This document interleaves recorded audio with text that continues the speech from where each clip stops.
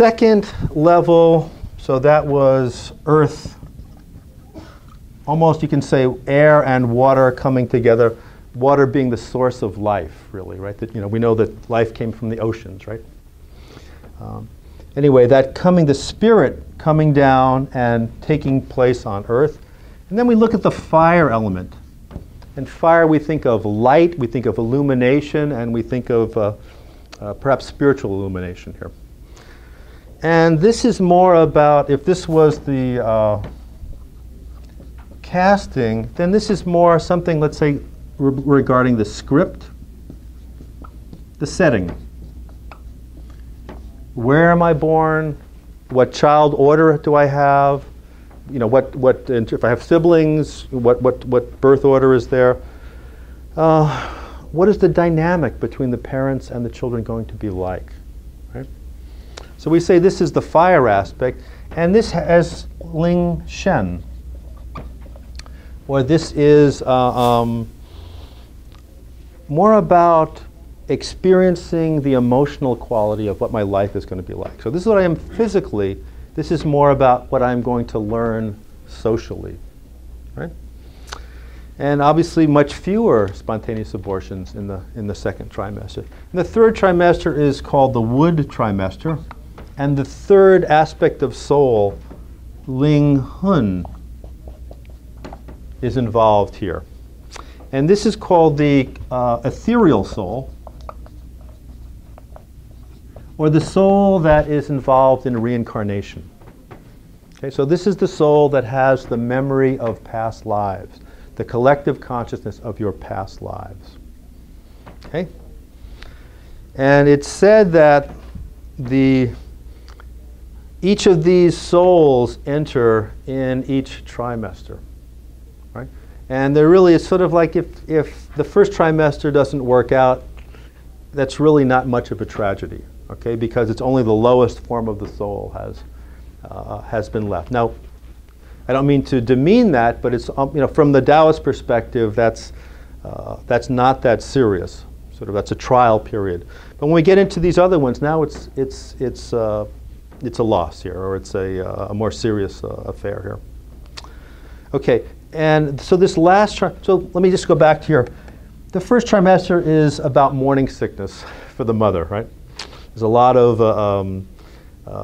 digestive issues that come on. The second trimester is generally the happiest trimester for the mother. You've gotten over the morning sickness, and you're not in the misery of the last trimester, where there's no room for anything. Right?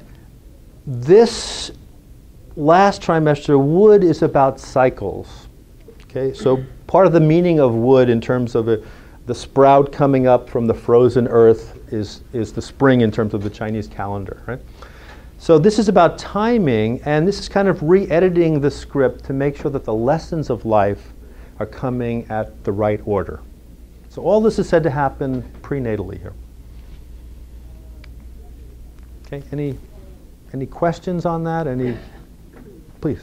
How's abortion seen from that perspective, from the Taoist perspective? How is abortion seen socially from this?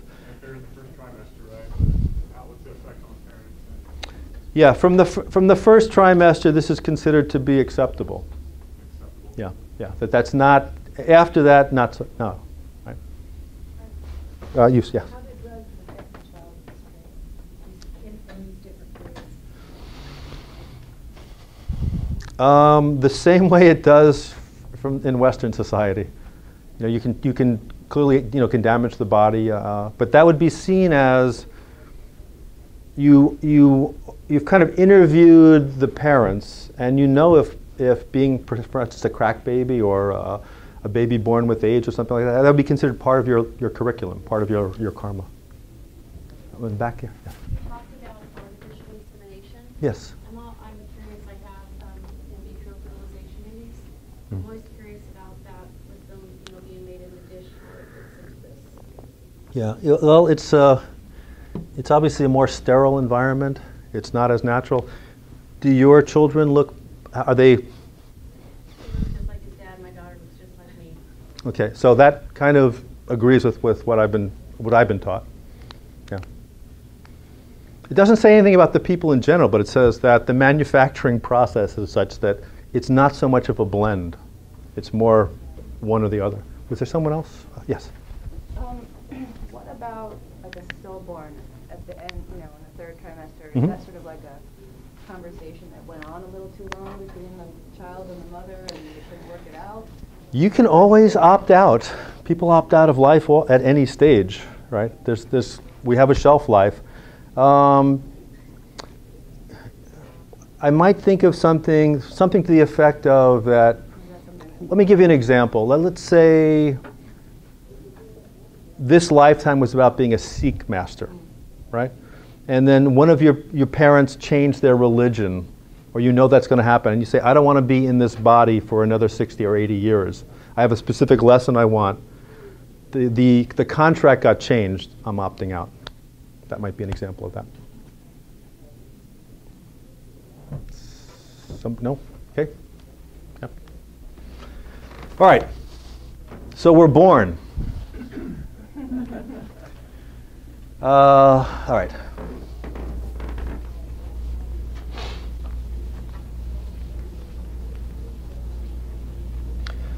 So now we have these three treasures. We have the treasure of Jing, of Qi, and Shen. And we can create these spaces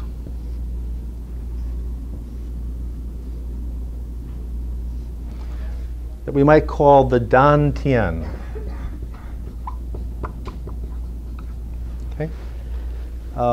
Tian refers to a rice paddy, and Dan refers to something that is concentrated, something that is perhaps medicinal. Actually, the word Dan comes from the picture of a well that's sort of drying up, evaporating, but there's something being condensed inside that well. Right? So Dan Tian has been translated as a lot of things: the elixir field, the cinnabar field. But the closest translation is sort of the concentrated field here. And there is a specific point that is associated with each of these dantians. And so there's acupuncture points that we associate with in the middle of these. But the concept of Jing as essence, it is the densest of this. So basically Jing was matter on the verge of becoming energy, or Qi. And Qi is energy on the verge of becoming spiritual nature, or Shen. And Shen is spirit on the verge of becoming nothingness. Right?